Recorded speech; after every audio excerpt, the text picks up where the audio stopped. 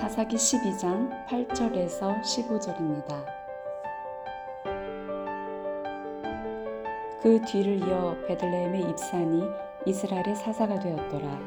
그가 아들 30명과 딸 30명을 두었더니 그가 딸들을 밖으로 시집 보냈고 아들들을 위하여는 밖에서 여자 30명을 데려왔더라. 그가 이스라엘의 사사가 된 지 7년이라. 입산이 죽음에 베들레헴에 장사되었더라. 그 뒤를 이어 스불론 사람 엘론이 이스라엘의 사사가 되어 10년 동안 이스라엘을 다스렸더라. 스불론 사람 엘론이 죽음에 스불론 땅 아엘론에 장사되었더라. 그 뒤를 이어 비라돈 사람 힐렐의 아들 압돈이 이스라엘의 사사가 되었더라.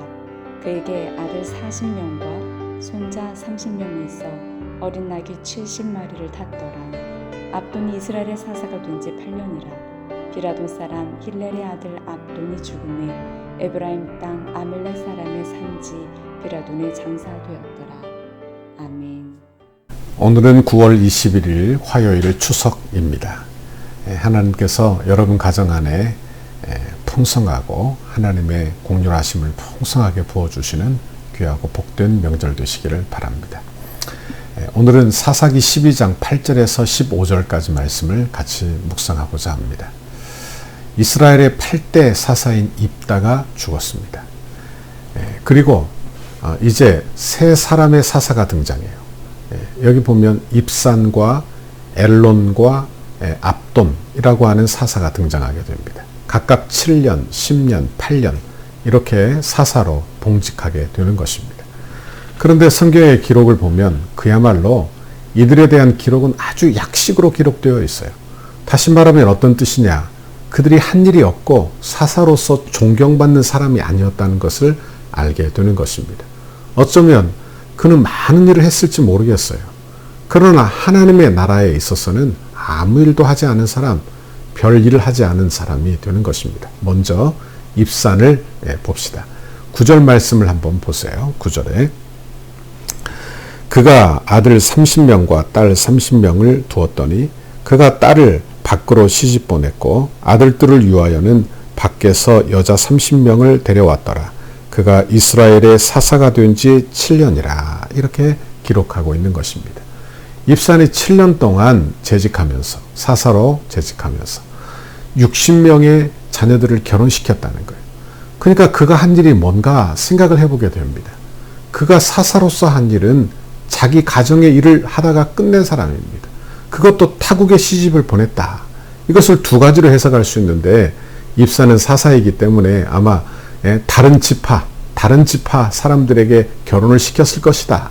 이런 이해가 있고 또한 역사적으로 볼 때 왕실의 결혼을 볼 때 타국과 일종의 불가침 조약을 맺는 것과 같이 타국으로 보냈다. 이런 의견이 있는 것입니다.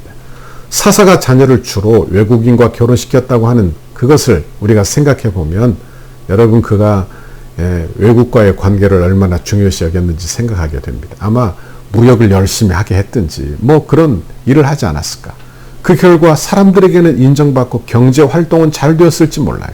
그러나 하나님을 섬기는 그런 하나님 나라에 있어서는 여러분 아무 일도 하지 않은 그런 사람이 되는 것입니다. 오히려 하나님 섬기는 그 사상이 혼미해지고 우상이 난무하는 그런 시대가 되지 않았나 생각을 해보게 돼요. 그리고 두 번째 사사는 엘론입니다. 11절 말씀을 보세요. 그 뒤를 이어 스불론 사람 엘론이 이스라엘의 사사가 되어 10년 동안 이스라엘을 다스렸더라. 이렇게 되어 있습니다. 사사의 기록 중에 아주 가장 간단한 사람이에요. 그러니까 아무 일도 행한 일이 없는 사람. 그렇게 보아도 될 것입니다. 사사의 직분은 위대한 거예요.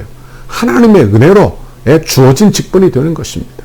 하나님은 사사로 세우셔서 백성을 다스리고 구원하라고 직분을 주신 것인데 그런데 사사 엘론은 한 줄 그가 한 일이 아무것도 없는 거예요. 맡은 일은 큰데 해놓은 일이 전혀 없는 사람. 그가 바로 사사 엘론이 되는 것입니다. 하나님의 은혜로 10년을 사사로 사역을 했는데 그것에 비해 하나님께 드릴 것이 없는 사람. 참 두려운 일입니다. 고린도후서 9장 8절에 보면 하나님이 능히 모든 은혜를 너희에게 넘치게 하시나니 이는 너희로 모든 일에 항상 모든 것이 넉넉하여 모든 착한 일을 넘치게 하려 하심이라 그랬습니다. 하나님은 주의 백성을 부르세요.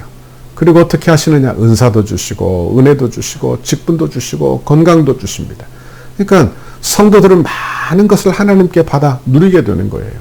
그런데 이렇게 하나님이 넉넉하게 부어주시는 이유, 그 이유는 뭐냐? 여기 보니까 착한 일을 넘치게 하려 하려고, 착한 일을 넘치게 하려 하심이라.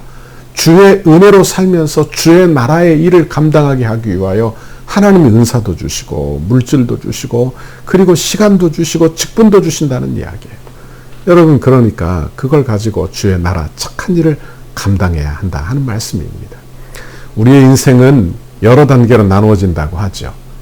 소유의 단계, 받는 단계. 그러니까 우리가 태어나서 받는 단계가 있고, 그리고 열심히 일해서 소유하는 단계가 있고, 그리고 소유했다면 주는 단계를 거쳐야 하는 것입니다. 그래야 인생이 아름다운 것이죠. 식물도 어떻습니까? 이런 단계로 하죠.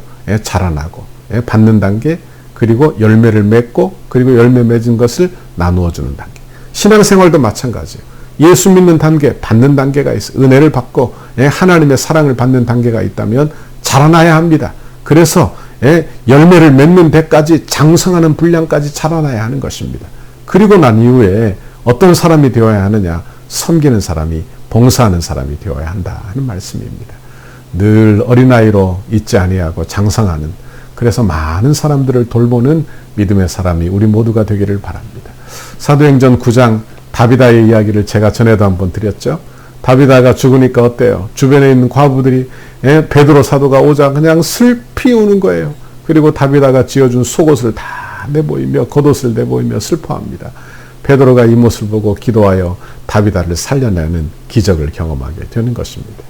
여러분, 우리 믿음도 나만 생각하지 말고요, 이기적인 신앙생활이 아니라 많은 사람들을 복되게 하는 복의 통로, 나눠주고 베풀고 섬기는 복의 통로가 여러분 되시기를 바랍니다. 저는 우리 교회도 그렇게 되기를 바라요.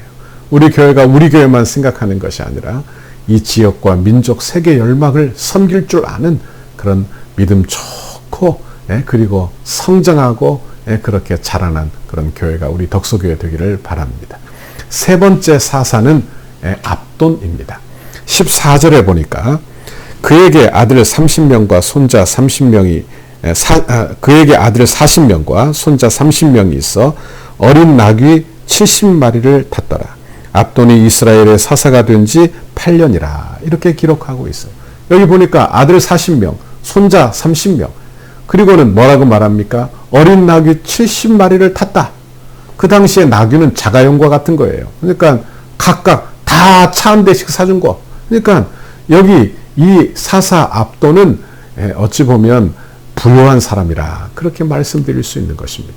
사사는 하나님의 백성을 돌보는 직분입니다.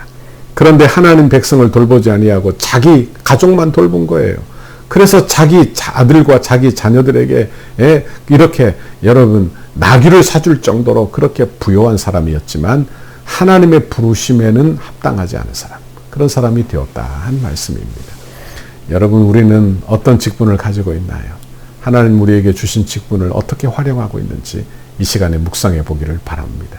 하나님이 내게 존귀한 걸 주셨어요. 어떻게 하라고? 착한 일 많이 하라고. 주님 나라 위하여 착한 일 많이 하라고. 그런데 그것으로 나만 섬기고 내 이득만 챙겼다면 여러분 이들과 다를 바가 없다 하는 말씀입니다. 예수님의 비유 중에 달란트 비유가 나옵니다. 여기 세 번째 달란트, 한 달란트 받은 사람은 5달란트 받은 사람, 2달란트 받은 사람은 즉시 와서 내가 2배로 남겼습니다 하며 주인의 칭찬을 받았어요. 그러나 한 달란트 받은 사람은 어땠습니까?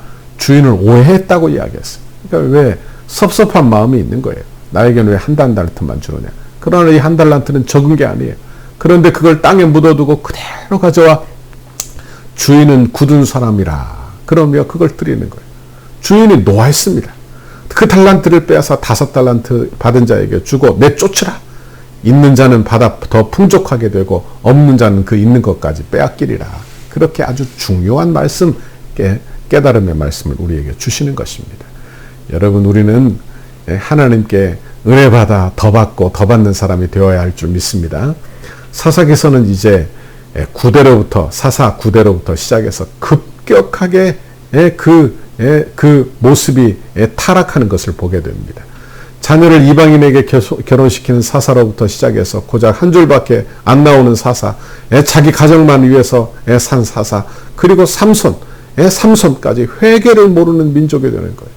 사사기의 특징은 뭐라고 그랬죠? 범죄, 징계, 회개, 구원.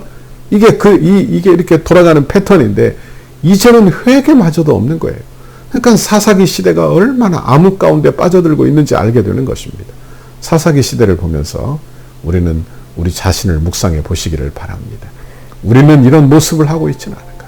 내가 강팍해서 회개를 모르는 그런 자리에 있지는 않은지. 여러분, 우리는 회복하여 은혜의 자리로 나가야 할 줄 믿습니다. 하나님의 도움받아 사는 거예요. 원하기는 저와 여러분의 이번 명절이 이렇게 하나님의 도움받아 평안하고 복되고 축복된 그런 명절 되고 여러분의 가정이 되기를 바랍니다. 우리나라는 정말 중요한 시점에 와 있어요. 이제 코로나가 곧 끝나고 또 대선도 앞에 있습니다. 여러분, 우리나라를 위하여 기도해 주시기를 바랍니다. 좋은 지도자가 쓰도록. 그래서 하나님의 영광이 드러나도록, 주님의 몸된 교회가 교회로서의 역할을 잘 감당하도록 그렇게 위에서 특별하게 기도하시기를 바랍니다. 여러분, 명절 잘 보내십시오. 오늘도 하나님의 평강과 은혜를 여러분 가정 안에 풍성히 부어주시기를 주님의 이름으로 축원합니다. 기도하겠습니다. 하나님 아버지, 고맙고 감사합니다.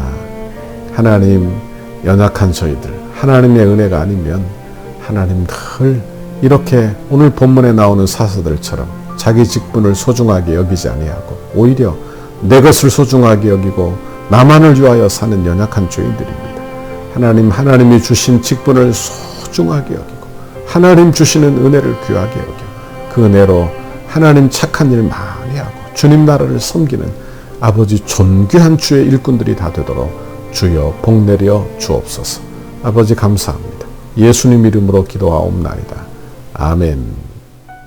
우리 교회를 향한 주님의 뜻을 이루소서. 100대 기도문 화요일 11페이지 거룩한 헌신을 위하여 함께 기도하겠습니다. 성령이 하나 되게 하신 것을 힘쓰시켜 더욱 견고한 공동체로 결속되게 하옵소서. 모든 성도가 세상 욕심을 내려놓고 천국을 소망하는 한 단계 더 높은 경지에 믿음을 갖게 하옵소서. 주의 거룩한 비전과 소명을 위해 한 번뿐인 인생을 사용하게 하시고 건축이 부담이 아닌 축복임을 깨달아 기대하는 마음으로 새로운 은혜의 땅에서 누리게 될 영광을 소망하게 하옵소서. 모든 성도가 기도의 용사로 강력한 영적 군사로 무장되게 하옵소서. 성도들의 헌신이 다음 세대를 위한 위대한 시학과 영적 자양분이 되게 하시고 기쁨으로 헌신하는 성도들의 삶에 하늘의 신령한 복과 땅의 기름진 복을 주옵소서. 건축의 가정을 통해 영적 대부흥을 경험하게 하시고 성전 건축에 참여하는 성도들의 개인과 자녀와 가정, 사업장에 물질과 지혜를 한없이 부으시고 기도로 성전을 짓게 하옵소서. 성전 건축의 모든 과정을 통해 온 성도들이 가슴 깊이 교회를 사랑하고 간절한 마음으로 새 일을 기대하며 꿈꾸게 하시고 시대와 민족과 교회 앞에서 하나님이 주신 사명임을 깨달아 영안부에서 장년부까지 온 교회가 한 마음으로 달려가게 하옵소서. 건축이 진행되는 동안 온 교회가 믿음의 튼튼한 공동체로 결속되게 하시고 한 마음으로 성전 건축에 참여하며 주님의 한 몸으로 일하게 하옵소서. 성도들의 건축을 통하여 믿음의 그릇이 더욱 커지게 하시고 새로운 공간에서 펼쳐질 주님의 비전을 넉넉히 감당하게 하옵소서. 성도들이 기쁨으로 헌신하여 덕소를 살리는 생명의 도화선이 되게 하옵소서. 한 영혼도 소외됨이 없이 믿음 안에서 기적의 역사를 이루는 통로로 쓰임받게 하옵소서. 건축의 내용을 이해하고 모두가 적극 동참하여 건축 홍보자가 되게 하옵소서. 건축을 통하여 선대의 고결한 믿음의 유산을 계승하도록 은혜를 주옵소서. 덕소교의 모든 가정이 믿음의 주여 또 온전하게 하시는 예수를 바라보는 가정이 되게 하시고 부모를 공경하고 부모의 신앙을 자녀들이 배워서 믿음의 명문 가정을 이루게 하옵소서. 예수님의 이름으로 기도합니다. 아멘.